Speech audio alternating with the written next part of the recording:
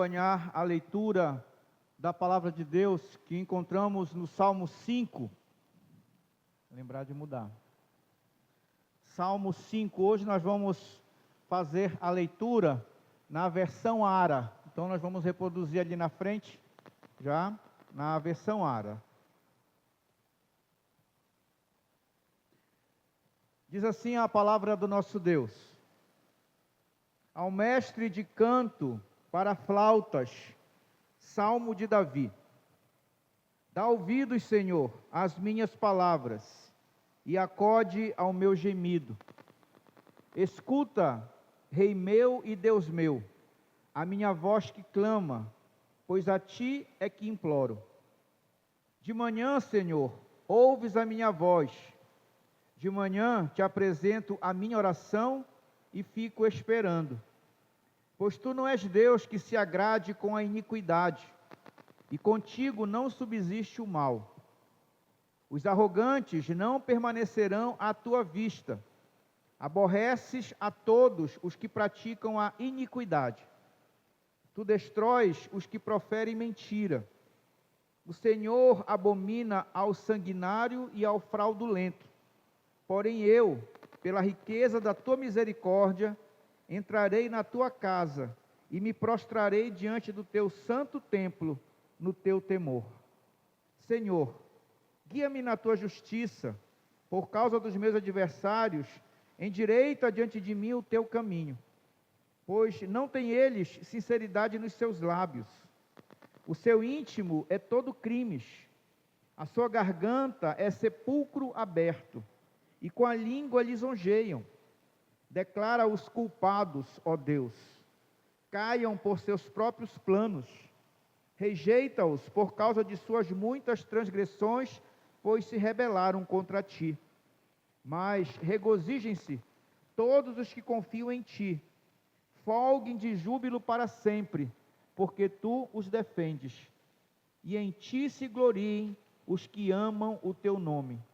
Pois Tu, Senhor, abençoas o justo, e, como escudo, o cercas da Tua benevolência. Amém. Que o Senhor aplique as Suas verdades nos nossos corações. Que nossos corações estejam totalmente inclinados a ouvir a voz do Senhor nesta noite. Eu quero começar este sermão, ou esta mensagem, fazendo para vocês algumas perguntas. Por acaso você já fez alguma oração que não foi atendida? Você já clamou a Deus para que a sua oração fosse ouvida? Que a sua voz fosse escutada nos altos céus? Já se decepcionou por não ter tido uma resposta pronta e imediata de Deus? Muitas vezes, os filhos de Deus, eles se defrontam com esse tipo de situação, com esse tipo de, digamos, um problema. Oramos a Deus e não somos atendidos como esperávamos. Clamamos ao Senhor em busca de respostas e parece que nós não somos ouvidos. Os céus parece que é uma cúpula de bronze e as nossas orações são incapazes de penetrá-los. Uma jovem profundamente angustiada disse certa vez ao seu pastor, isso num grande desabafo, numa grande aflição, ela disse: pastor, as minhas orações não passam do teto. O que eu devo fazer? O tema da nossa mensagem de hoje é: Deus é rico em misericórdia. E eu quero meditar nesse salmo com vocês, observando 5 pontos. O primeiro ponto é: Deus ouve nossas orações. Deus ouve nossas orações. Irmãos, Davi aqui, ele permanecia, ele estava em profunda aflição. Este salmo aqui ainda foi escrito no contexto da revolta de Absalão contra o seu pai. Então, Davi faz uma oração singular, própria dele. Nos versos 1 e 2, nós lemos o quê? Dá ouvidos, Senhor, às minhas palavras, e acode ao meu gemido. Escuta, Rei meu e Deus meu, a minha voz que clama, pois a Ti é que imploro. Ele ora para que Deus ouça a sua oração.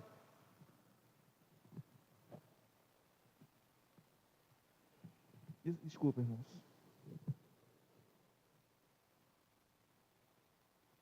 Ele já havia orado, né? Lá no Salmo 3, verso 7, ele ora para que Deus o livrasse dos seus inimigos. Ele diz: salva-me, Deus meu. Agora, ele pede, ele suplica, ele implora que Deus atenda novamente a sua oração. E uma pergunta: será que Deus ouve nossas orações? Você tem certeza que Deus ouve as suas orações? Pois Ele sempre ouve as nossas orações. Os ouvidos do Senhor, eles estão sempre inclinados, dia e noite, para ouvir o mais íntimo do nosso ser, o mais íntimo do nosso desejo, da nossa alma. Pode ser que nem sempre Ele vai responder exatamente como nós queremos, mas Ele vai nos atender seguramente através da sua providência divina e da sua onipotente graça. Deus, Ele atendeu ao clamor do povo de Israel, que vivia as maiores angústias de escravidão sob o domínio do faraó, lá no Egito. Deus, Ele atendeu Ana, quando Ana ainda era estéril, e concedeu um filho para Ana, e esse filho se tornou o profeta Samuel. Ele atendeu a oração mais curta do Evangelho, quando Pedro estava afundando nas águas do mar da Galileia. Pedro clama: salva-me, Senhor.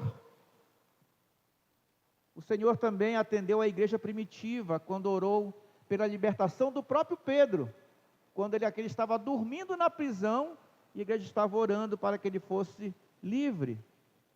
E seguramente, irmãos, vai responder a nossa oração. A partir do momento que a nossa oração, ela é elevada ao céu com fé humilde. E Ele vai fazer isso para que se cumpra a sua soberana vontade sobre nossas vidas. Davi se dirige a Deus como Rei meu e Deus meu. Davi, mesmo sendo um rei poderoso, Davi sempre reconheceu o reinado soberano de Deus. Davi sabia que ele era apenas um representante desse rei celestial. E por isso ele estava sempre pronto a tirar a sua coroa e colocar diante daquele que é eterno. A rainha Elizabeth II, e essa é uma história, ela, quando ouviu pela primeira vez a música Aleluia, do compositor Handel, diz que ela quebrou o protocolo. Uma rainha, quando ouviu a música, a rainha Elizabeth, para admiração de todos que estavam ali, ela se colocou de pé, em reverência, reconhecendo diante de Cristo que Ele é o Rei dos Reis e Senhor dos Senhores. Segundo ponto da nossa mensagem de hoje: Deus odeia aos ímpios. Aqui nós temos a base da oração de Davi para que fosse atendido. O verso 4 do Salmo 5 diz assim: pois tu não és Deus que se agrade com a iniquidade, e contigo não subsiste o mal. Deus, irmãos, Ele é tão puro de olhos, que Ele não considera, Ele não aceita o mal. E os inimigos de Davi estavam praticando maldade. E portanto, a sua oração, a oração de Davi, o seu clamor era altamente justo. Era justo o clamor de Davi. Davi sabia argumentar com Deus. E essa é a questão. Porque muitas vezes nós oramos ao Senhor, mas sem apresentar os nossos argumentos, de forma sincera, de forma humilde, com fé. Entendam que se a nossa causa é justa, e está de acordo com a verdade, está de acordo com a justiça de Deus, então nós devemos colocar diante de Deus isso por meio da nossa oração, diante daquele que sonda os corações, e estarmos certos de que seremos atendidos. Davi dizia: Senhor, ouve-me, porque tu não podes permitir que os meus inimigos continuem na prática das perversidades, das maldades. Isso não está de acordo com os teus atributos. Isto não está de acordo com a tua justiça, Senhor. O verso 5, irmãos, do texto que nós lemos do Salmo, ele é uma passagem difícil. Porque tem uma palavra aqui: os arrogantes não permanecerão à tua vista, aborreces a todos os que praticam iniquidade. A palavra aborrece, na tradição original, significa odiar. Deus, ele odeia todas as formas do mal. Mas não é isso que o salmista está dizendo aqui. Ele disse: aborreces a todos os que praticam a iniquidade. Odeias a todos os que praticam a iniquidade. Mas como pode Davi afirmar que Deus odeia os ímpios? Não foi o próprio Cristo que disse lá em Mateus capítulo 5, verso 4, amai os vossos inimigos? Da mesma forma que o nosso Pai Celestial, que ama aos seus inimigos, e de que forma que Ele ama? Quando Ele permite nascer dia por dia o seu sol sobre maus e bons, as suas chuvas sobre justos e ímpios, assim também nós devemos amá-los. E pode até parecer uma contradição, porém, há duas maneiras para nós entendermos essa questão de odiar, né? Quando diz que aborreces, odeias a todos os que praticam iniquidade. A primeira é que em alguns textos na Bíblia, odiar significa amar menos. Amar menos. Independente de quem quer que seja. Quando nós lemos Lucas, capítulo 14, verso 26, nós lemos as seguintes palavras de Cristo: se alguém vem a mim e não aborrece ou não odeia a seu pai e mãe, não pode ser meu discípulo.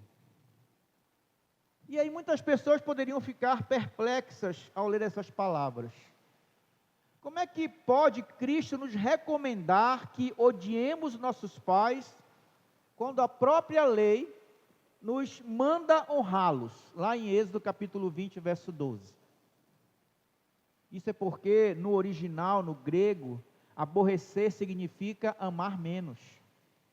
Tanto é que quando nós lemos a mesma passagem em Mateus capítulo 10, 37, nós vamos perceber essa concordância de interpretação.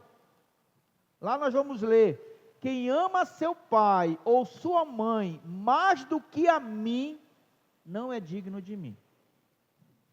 Aqui no caso do Salmo 5, verso 5, Davi estaria dizendo que Deus ama menos aos ímpios do que aos justos, mas ainda assim, Ele os ama muito, porque aos ímpios também, Ele dá vida, Ele dá saúde, Ele proporciona prazeres, concede felicidades, ainda que limitadas e finitas, e também concede prosperidade.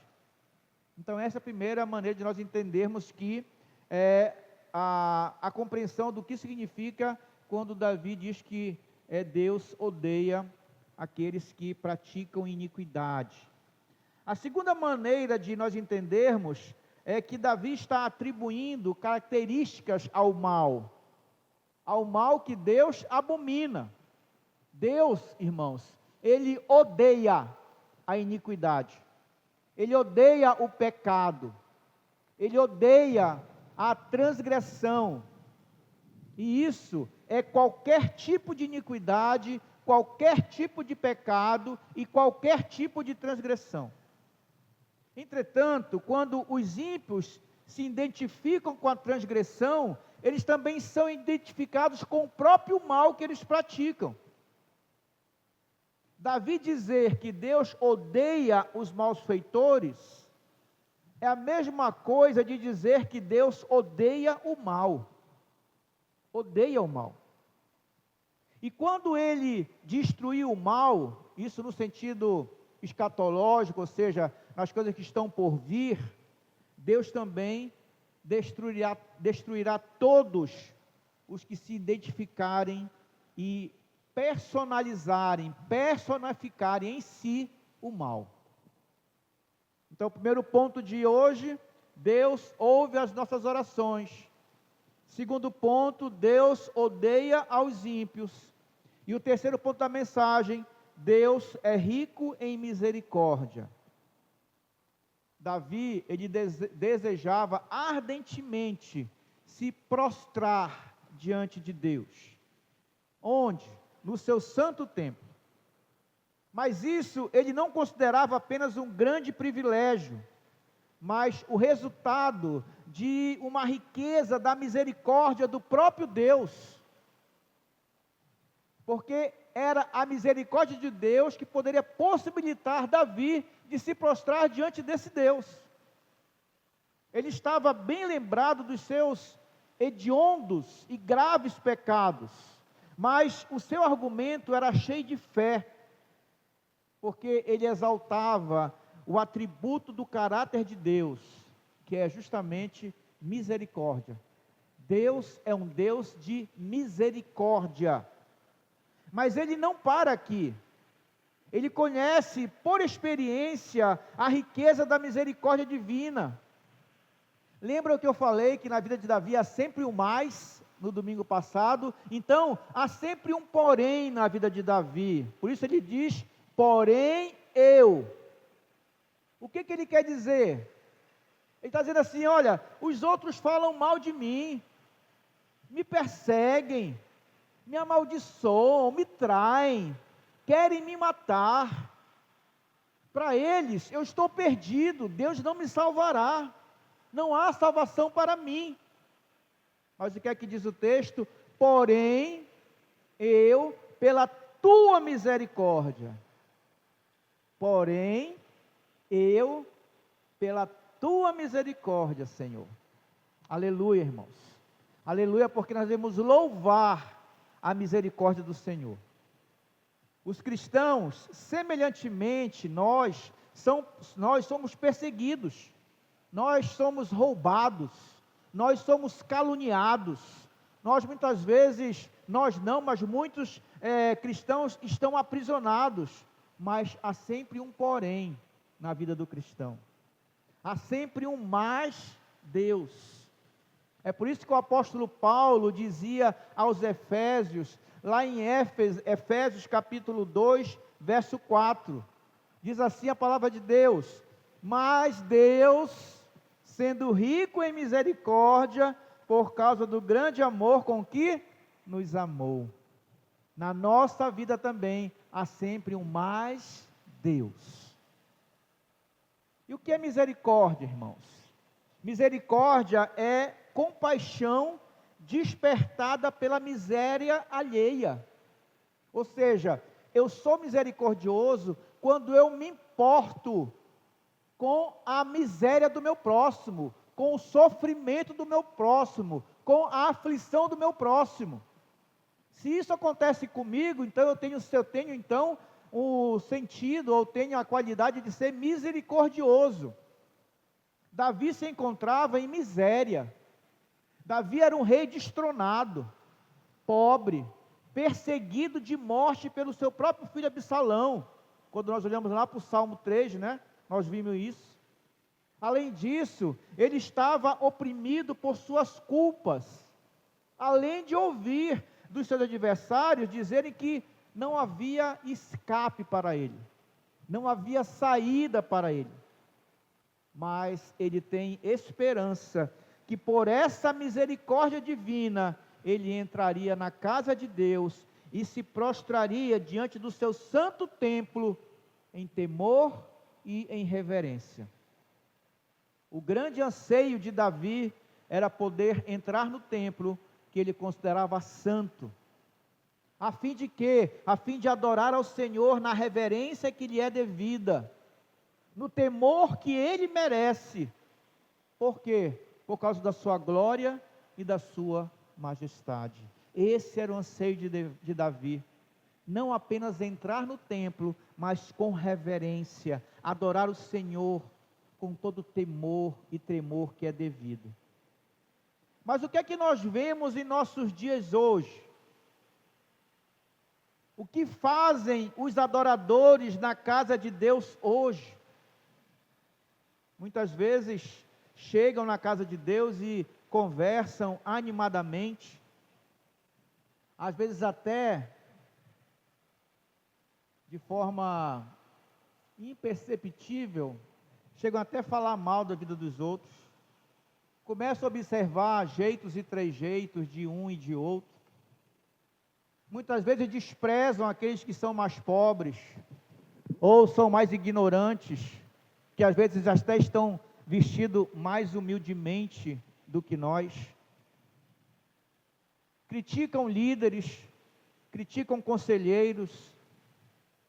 Muitas vezes chegam na casa do Senhor e passam a julgar aqueles que erram. Ou então, senta, levanta, várias vezes. Eu lembro de uma conferência da editora Fiel, que acontece toda vez, uma vez por ano, no Brasil, e é uma conferência internacional. E uma vez um pastor coreano, ele foi entrevistado e perguntaram o que é que ele estava achando da conferência. Ele, muito boa, só que ele diz assim, uma coisa que eu acho estranho aqui no Brasil, é que enquanto o pastor está pregando, as pessoas levantam, sentam, passam, andam, cruzam, e a palavra de Deus está sendo pregada. Ele disse, na Coreia, quando começa o culto, ninguém olha nem para o lado, muito mais se levanta, senta e anda no meio da igreja. Eu lembro disso porque, para mostrar como muitas vezes nós estamos na casa do Senhor, mas nós não temos reverência de estarmos aqui. A reverência que era desejo do coração de Davi, quando estava no santo templo do Senhor.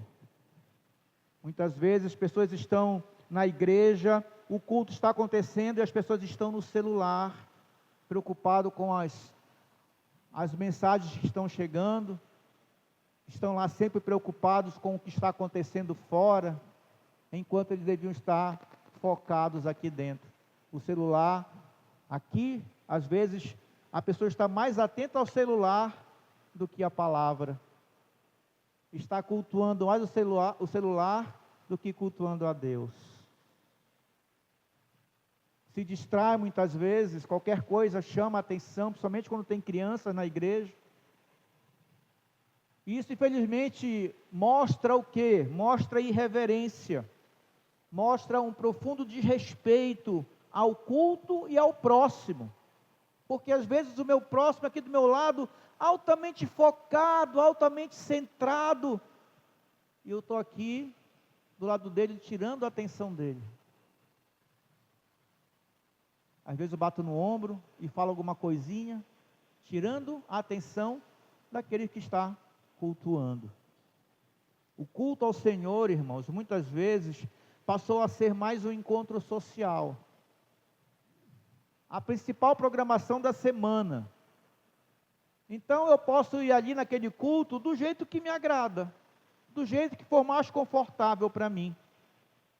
E aí nós podemos perguntar, onde estão os cristãos que chegavam à igreja, cumprimentavam os irmãos sem excessos, procuravam o seu assento, se ajoelhavam em oração, tomavam sua Bíblia para poder ler em silêncio, começaram a meditar na palavra do Senhor, preparando esse verdadeiro encontro com Deus. Mas o que é que falta a esses adoradores? Por que que falta isso na igreja hoje? Porque na verdade falta reconhecer a necessidade que eles têm da misericórdia. Falta reconhecer a santidade do templo e a necessidade da reverência.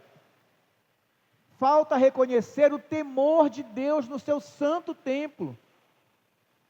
A verdadeira reverência para com Deus, ela é inspirada no sentimento de sua infinita grandeza.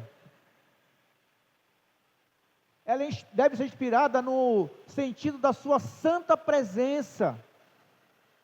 Daí, com esse sentimento invisível, todo o coração deve ser profundamente impressionado.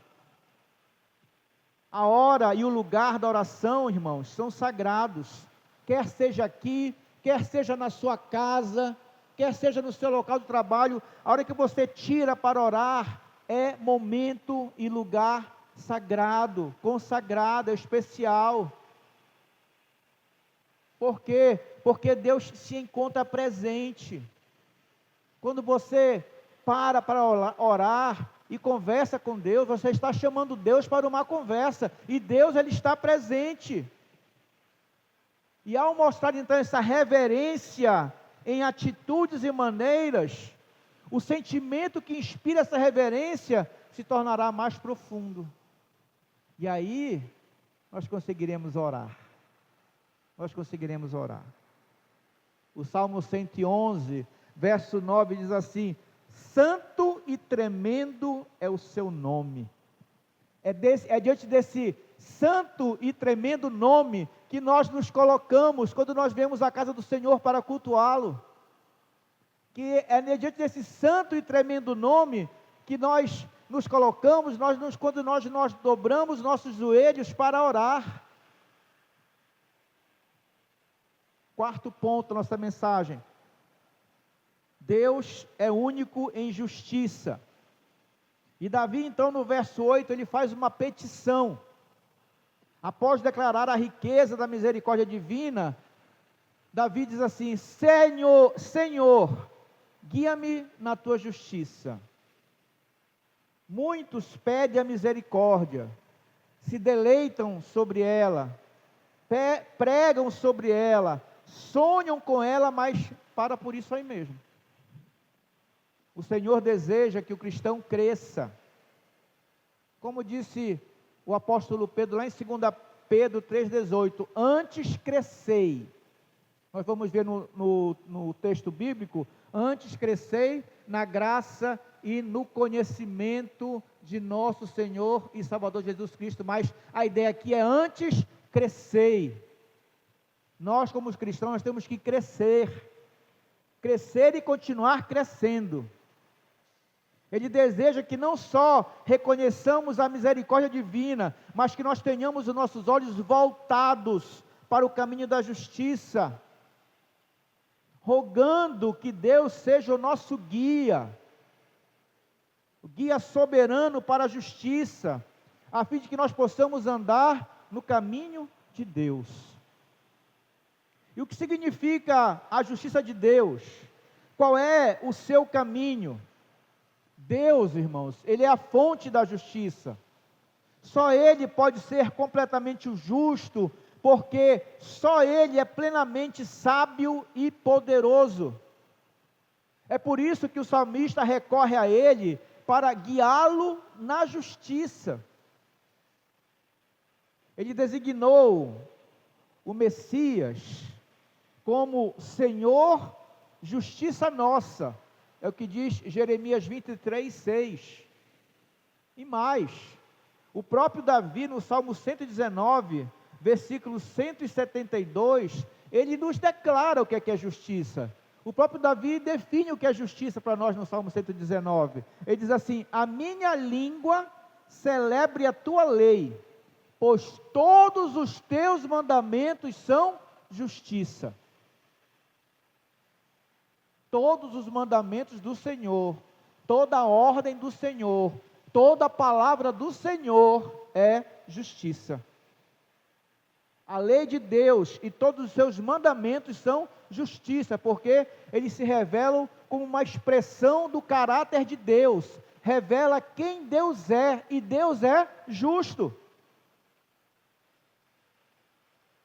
Deus não é justo e a sua palavra não. Não.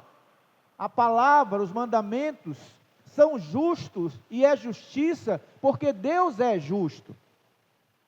Mas por quanto tempo isso? Quanto tempo vale essa lei?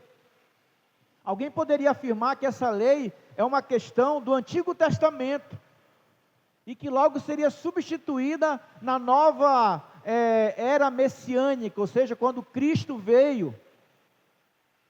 Mas Davi, ele afirma claramente, Salmo 119, verso 142, diz assim a palavra do Senhor: a tua justiça é justiça eterna, e a tua lei é a própria verdade. Alguém poderia ser desviado do caminho da verdade, então poderia duvidar da eternidade da lei. Portanto, Davi declarou de forma inspirada pelo próprio Deus, não só o que é justiça, como também que ela é a verdade e a eternidade da santa lei de Deus. Mas, irmãos, por que Davi roga a Deus por justiça? Por que Davi roga a Deus para que ele o guie na justiça? O verso 8 nos responde, do Salmo 5. Por causa dos meus adversários. Olha só, Davi, sendo um homem segundo o coração de Deus, um rei que foi ungido pelo próprio Deus, Davi não podia confiar na sua sabedoria quanto à justiça de seus atos. Por isso ele suplicava a Deus para que ele fosse guiado e dirigido por Deus, a fim de não se desviar em nada da justiça por causa dos seus adversários. Sabe o que Davi dizia? A preocupação de Davi, os adversários deles, que vinham com tanta ira contra ele, podia fazer com que ele se desviasse da justiça. Por isso ele pede que o Senhor o guie à justiça. Mas por quê? Como eram seus adversários? E nós vamos ver no Salmo que os adversários de Davi, primeiramente, eles eram falsos, diz o verso 9. Diz assim: não tem sinceridade nos seus lábios, e com a língua lisonjeiam. Então os inimigos de Davi eram falsos. Eles também eram criminosos. O seu íntimo é todo crimes. E no verso 6, ele diz assim: eles eram sanguinários. Então os inimigos de Davi eram falsos, eram criminosos, eram corruptos. O verso 9 volta a dizer: a sua garganta é como sepulcro aberto. A ideia aqui é que da mesma forma que uma sepultura aberta está pronto para receber um corpo, e uma vez que está lá dentro, esse corpo ele é corrompido, ele é destruído completamente, assim também os adversários, eles estão prontos para receber-nos e levar-nos a morrer na mais imunda corrupção. O seu adversário não quer lhe proteger da corrupção, ele quer lhe levar para a corrupção. Ainda mais, os inimigos de Davi, além de falsos, criminosos e corruptos, eles também eram ímpios. O verso 10 diz que eles eram acusados de muitas transgressões, eles eram ímpios. E por fim, ainda no verso 10, eles também eram rebeldes, porque diz assim: pois se rebelaram contra ti. Assim eram os inimigos de Davi: falsos, criminosos, corruptos, ímpios e rebeldes.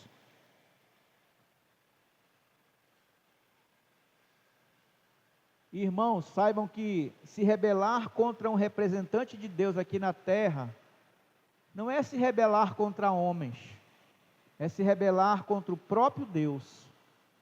E aqui, O povo estava se rebelando contra um rei que foi ungido pelo próprio Deus para governar o seu povo, segundo a palavra de Deus. Portanto, a oração do salmista é esta: declara os culpados, ó Deus, caiam por seus próprios planos, rejeita-os, pois se rebelaram contra ti. Ele pede que Deus haja como juiz sobre toda a terra. E uma vez que Deus faça isso, Ele aplique a sua justiça e dá a cada um conforme as suas merecidas obras. Ele ora para que Deus aplique a sua sentença judicial, mas de uma forma legal, e seus adversários sejam finalmente condenados e caiam por seus próprios planos, que sejam enforcados na forca que eles prepararam para os justos. É como se nós pudéssemos lembrar de um dito popular que diz: com ferro fere, com ferro será ferido. O que ele queria é que, olha, que eles caiam nas próprias armadilhas que eles prepararam para os justos, e que então esses inimigos fossem finalmente destruídos. Era por esse motivo que Davi orava e pedia a justiça de Deus. E o quinto ponto e último da nossa mensagem é que Deus é a nossa proteção. Mas o que é que Davi tem para dizer sobre os justos? Nós acabamos de ver o que é que Davi falou sobre os seus inimigos. E sobre os justos? Versos 11 e 12 diz assim a palavra de Deus: mas regozijem-se todos os que confiam em ti, folguem de júbilo, ou seja, cantem de alegria, folguem de júbilo para sempre, porque tu os defendes, e em ti se gloriem os que amam o teu nome, pois tu, Senhor, abençoas o justo, e como escudo o cercas da tua benevolência. Irmãos, esse texto ele é tão cheio de riqueza, que podemos perceber isso claramente quando ele responde para algumas perguntas. Primeira, nós podemos perguntar, olhar para esse texto e perguntar: o que fazem os justos? Primeiro, eles confiam em Deus. O justo, meu irmão, aconteça o que acontecer, a sua confiança é um sinal diferenciado no meio da multidão. Aconteça o que acontecer, o justo confia em Deus. Segundo, os justos, eles amam o nome de Deus. Enquanto muitos debocham, muitos zombam, muitos ridicularizam o nome de Deus, tomam o nome de Deus em vão, os justos amam esse nome e são capazes de dar a própria vida por esse nome que é maravilhoso. Segunda pergunta que nós podemos fazer para o texto, para os versos 11 e 12: como são protegidos os justos? Primeiro, então, o justo, ele é protegido diretamente pela intervenção de Deus. O texto diz: tu os defendes, diz o salmista.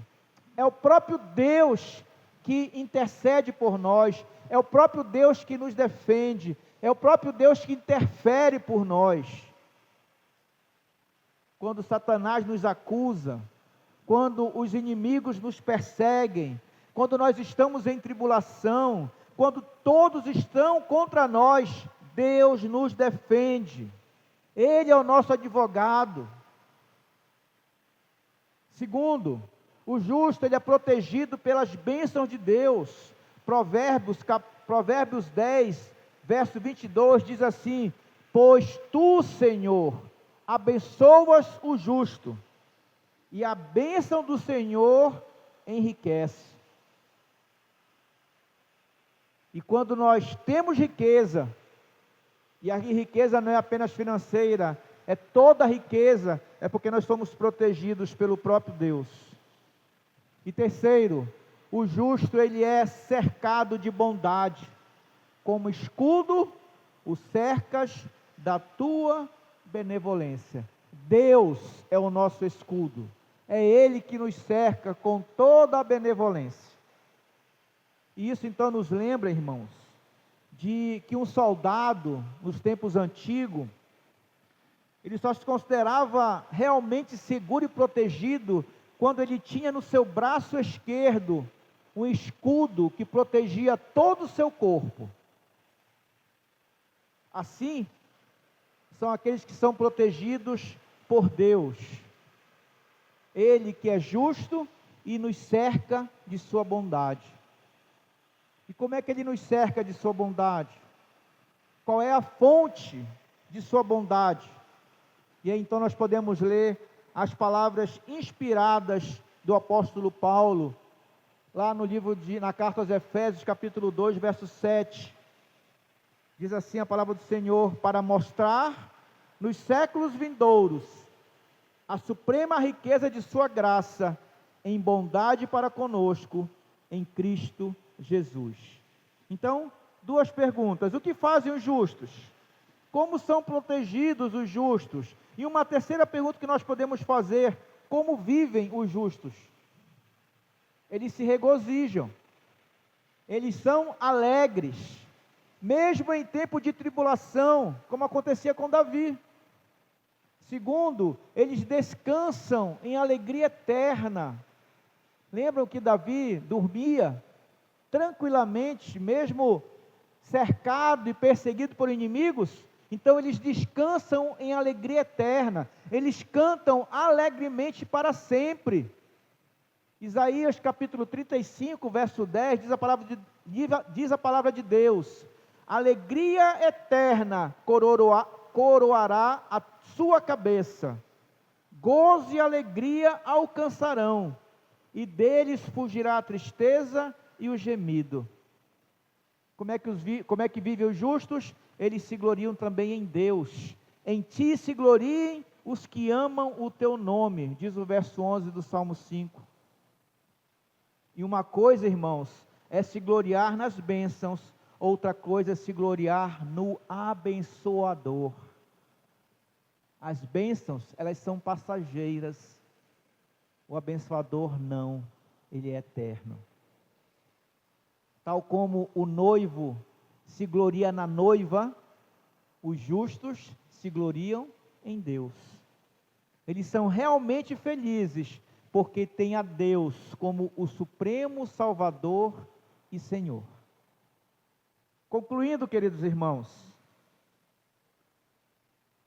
um certo homem tinha um hábito, tinha uma mania. E para muitos era uma mania muito desagradável, principalmente para a sua família e para outras pessoas da sua igreja. Esse homem, cada vez que ele ficava animado com um assunto da Bíblia, ele gritava com toda a força dos seus pulmões: glória, aleluia! E os outros então olhavam e ficavam meio constrangidos. E os próprios filhos dele perguntavam assim: por que o papai não fica quieto? Por que o papai faz essas coisas? E não era somente na igreja que ele fazia isso, não. Às vezes na rua, alguém falava alguma coisa da palavra de Deus, e ele ficava tão animado, e de repente ele gritava: glória, aleluia! E às vezes até dentro do ônibus, ele pegava a Bíblia, começava a ler, e quando ele encontrava alguma coisa maravilhosa, de repente, sem se importar com quem estava olhando, sem se importar com quem estava perto, ele gritava: glória, aleluia! E todo mundo ficava rindo, zombavam, e os filhos diziam: por que o papai não fica quieto? Todo mundo está olhando, nos mata de vergonha. E um dia então o seu filho foi a um consultório médico, ele ia passar por uma consulta, e o pai dele foi. E quando ele chegou na sala, no consultório médico, na recepção, ele olhou logo para ver se não tinha nenhuma Bíblia ali por cima, né?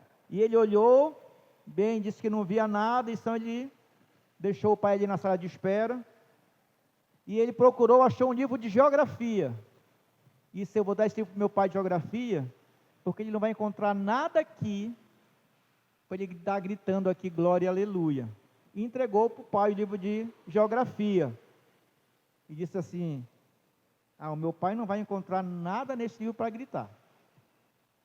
Então o filho entrou, foi no consultório médico, ele estava lá dentro fazendo a consulta, quando de repente ele ouviu lá da sala de espera o seu pai gritando, glória, aleluia. E aí ele saiu correndo e disse, papai, o que é que houve?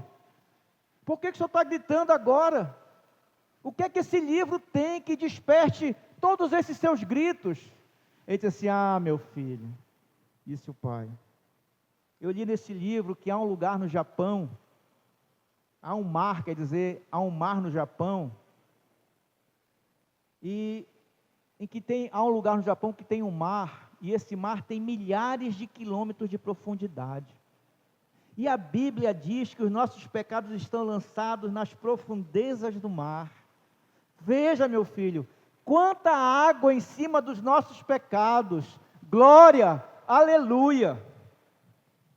Irmãos, quão grande é a misericórdia do Senhor, que escuta as nossas orações, que destrói os nossos inimigos, que cobriu todos os nossos pecados, e que nos defende, que nos abençoa em Cristo Jesus, o nosso Salvador.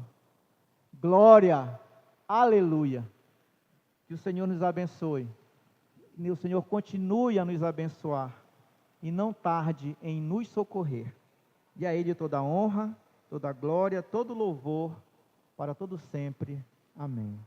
Vamos com nossas cabeças, vamos orar ao Senhor.